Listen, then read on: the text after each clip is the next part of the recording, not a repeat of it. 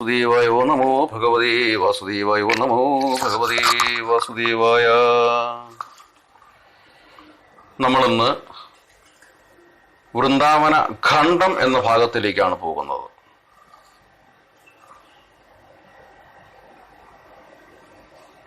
വൃന്ദാവന ഗമനം, അമ്പാടിയിൽ അടിക്കടി സംഭവിച്ചുകൊണ്ടിരിക്കുന്ന അത്യാഹിതങ്ങൾ കണ്ടിട്ട് നന്ദഗോപർ, ഉപനന്ദന്മാർ, നവനന്ദന്മാർ, വൃഷഭാനുക്കൾ, മറ്റു വൃദ്ധഗോപന്മാർ മുതലായവർ സമ്മേളിച്ച ഒരവസരത്തിൽ ഒരു വൃദ്ധഗോപൻ രാമകൃഷ്ണന്മാരെ എടുത്ത് മടിയിൽ വെച്ചുകൊണ്ട് നന്ദരാജനോട് പറഞ്ഞു, നാം ഈ സ്ഥലം വിട്ട് മറ്റൊരിടത്തേക്ക് പോകുക.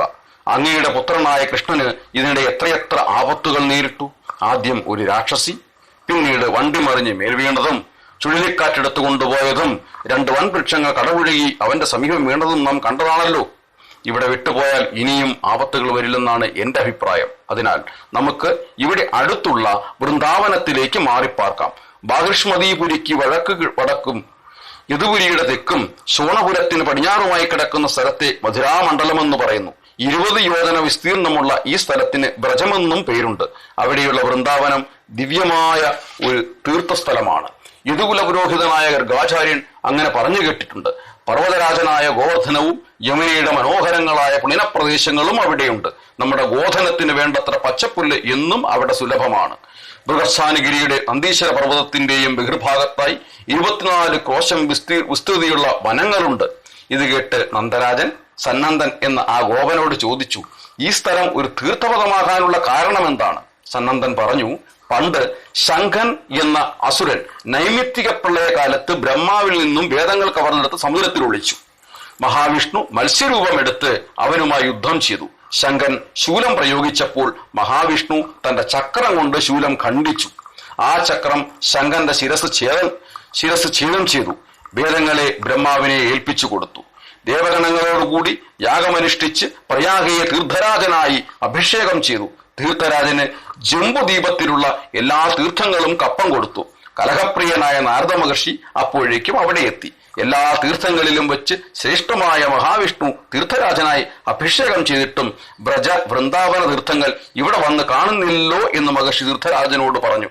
തീർത്ഥരാജൻ അപ്പോൾ താൻ അവഗണിക്കപ്പെട്ടതായി അറിഞ്ഞ് കോപം പൂണ്ടു. മഹാവിഷ്ണുവിനെ പ്രാപിച്ച് പരാതി പറഞ്ഞു. മധുരാമണ്ഡലത്തിലെ തീർത്ഥങ്ങൾ തന്നെ മാനിക്കാത്തതിന് പരിഹാരം ചെയ്യണമെന്ന് അപേക്ഷ കേട്ട ഭഗവാൻ പറഞ്ഞു, ഭൂമിയിലെ തീർത്ഥങ്ങളുടെ രാജാവായിട്ടാണ് ഞാൻ നിന്നെ അഭിഷേചിച്ചത്. മധുരാമണ്ഡലം എന്റെ വാസസ്ഥാനവും ഗോകുലത്തിൽ നിന്ന് വന്നവയുമാണ്. അവയ്ക്ക് നിന്നോട് വിധേയത്വം ഉണ്ടാകുന്നതല്ല. തീർത്ഥരാജൻ ലജ്ജിച്ച് തലതാഴ്ത്തി മടങ്ങിപ്പോയി. മധുരാമണ്ഡലത്ത് തീർത്ഥങ്ങളെ സമീപിച്ച് ക്ഷമാപണം ചെയ്തു. ഭൂമിദേവിയുടെ ദ്രവ്യമാനം തീർത്തതും ഇപ്രകാരമായിരുന്നു.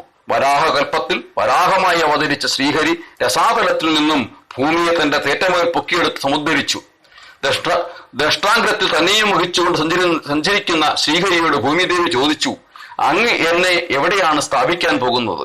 ഇത് കേട്ട് മഹാവിഷ്ണു പറഞ്ഞത്, വൃക്ഷങ്ങൾ കാണുന്നിടത്ത് ഭൂമിദേവി സ്ഥാപിക്കുമെന്നാണ്.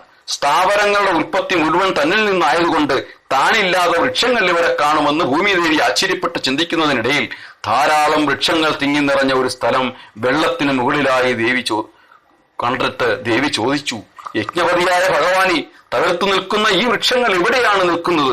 ഭഗവാൻ പറഞ്ഞു, ഹേ സുന്ദരി, ഗോകുലത്തിന്റെ മഹാഭാഗമായ മധുരാമണ്ഡലത്തിലാണ് ഇത് കാണുന്നത്. പ്രളയത്തിലും ഇതിന് നാശമില്ല. ഇത് കേട്ട് ഭൂമിദേവിയുടെ ഗർവ് നശിച്ചു. വ്രജമണ്ഡലം ഗോലോകത്തിന്റെ ഒരു ഭാഗമാണെന്ന് അങ്ങ് ധരിച്ചുകൊള്ളുക. ഓം നമോ ഭഗവതേ വാസുദേവായ. ഓം നമോ ഭഗവതേ വാസുദേവായ. ഓം നമോ ഭഗവതേ വാസുദേവ.